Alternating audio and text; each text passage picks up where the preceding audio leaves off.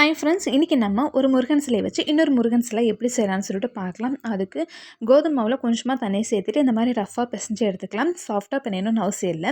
அடுத்து ஒரு பவுலில் மாவை இந்த மாதிரி சேர்த்துட்டு லெவல் பண்ணி எடுத்துக்கலாம். அடுத்து ஒரு பாத்திரத்தில் மெழுகுவத்தி எடுத்துக்கலாம். நான் ஒயிட்டும் க்ரீனும் எடுத்திருக்கேன். அது கூட பார்த்திங்கன்னா க்ரீன் கலர் கிரையான்ஸ் ஒரு 3 எடுத்திருக்கேன் கலருக்காக.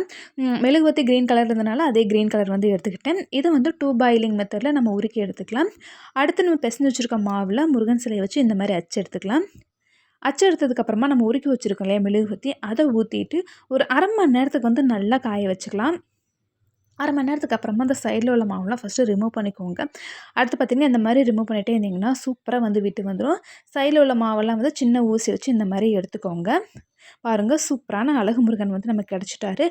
அழகு முருகனுக்கு இன்னும் கொஞ்சம் அழகு சேர்க்கறதுக்காக பொட்டு வச்சு விட்ருக்கேன். இந்த முருகன் எப்படி இருக்காரு அப்படின்னு மறக்காமல் கமெண்ட்டில் சொல்லுங்கள்.